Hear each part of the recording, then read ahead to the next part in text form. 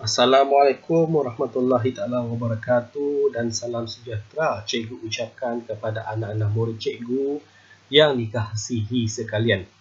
Baiklah, hari ini kita akan belajar tentang panduan menulis karangan pendek bersama cikgu Amin.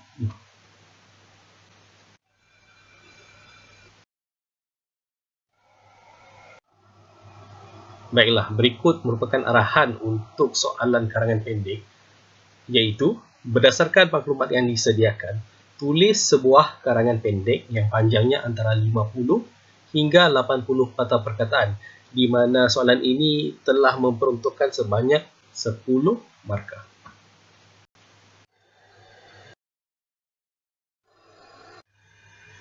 Baiklah, ini merupakan contoh maklumat yang diberikan, iaitu mengenai kepentingan sahabat. Di mana kepentingan sahabat itu yang pertama ialah membantu kita menghadapi kesukaran, kedua, tempat mencurahkan perasaan, ketiga, bertindak sebagai pendorong, keempat, berkongsi ilmu dan pengalaman, kelima, tidak dilanda kesunyian hidup, dan keenam, teman sepermainan. Di mana maklumat ini telah dirujuk daripada buku teks tingkatan 3 halaman 74 Dewan Bahasa dan Pustaka.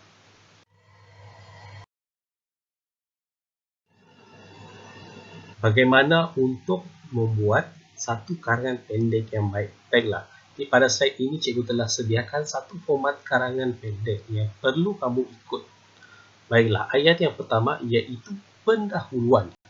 Cukup sekadar satu ayat sahaja untuk karangan pendek ini, dan seterusnya kita beralih kepada ayat 2 dan 3, iaitu isi yang pertama, ayat keempat pula isi yang kedua, ayat kelima dan 6 ialah isi yang ketiga.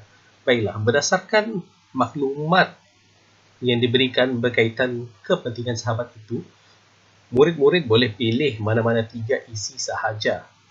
Baiklah, kita teruskan dengan ayat yang ketujuh, iaitu penutup. Juga cukup sekadar satu ayat sahaja dan tidak payah lebih-lebih.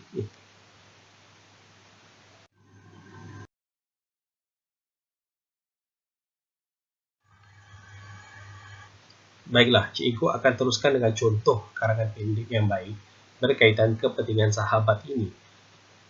Contoh ayat pendahuluan atau ayat 1, cikgu telah lampirkan 2 contoh di sini yang kamu boleh ikut untuk ayat yang pertama.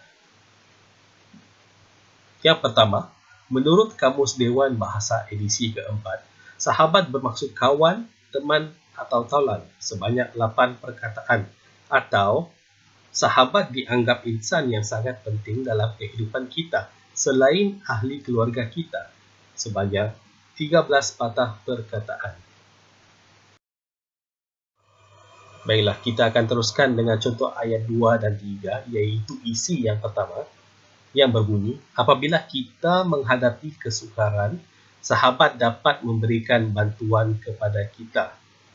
Contoh ayat 3 pula, sahabat yang baik akan terapung sama hanyut, terendam sama basah dengan kita. Sebanyak 17 patah perkataan. Bagi contoh ayat 4 pula, bagi isi yang kedua, berbunyi, selain itu, sahabat juga tempat mencurahkan perasaan kita. Terutamanya ketika kita berasa sedih, sahabatlah yang akan mendengar segala rintihan kita. Sebanyak 20 patah perkataan.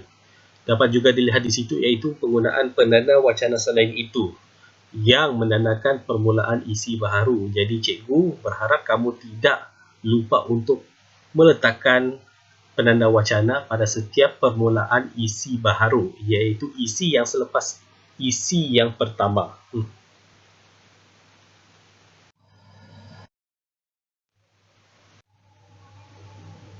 Contoh ayat 5 pula bagi isi yang ketiga berbunyi, seterusnya sahabat juga bertindak sebagai pendorong kita.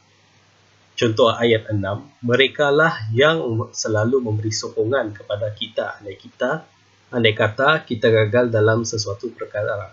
Sebanyak 21 patah perkataan. Dapat juga kita lihat di sini lagi iaitu penggunaan penanda wacana seterusnya yang sekali lagi menandakan permulaan isi baharu.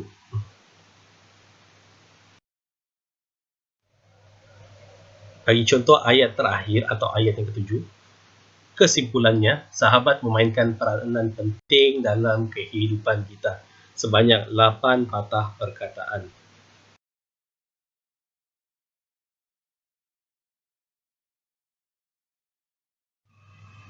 Baiklah, inilah contoh karangan pendek yang lengkap yang membawa sebanyak 79 patah perkataan, tidak melebihi 80 perkataan. Jadi cikgu harap kamu mampu untuk membuat karangan sebaik karangan ini dan berpandukan kepada format yang cikgu telah sediakan sebentar tadi.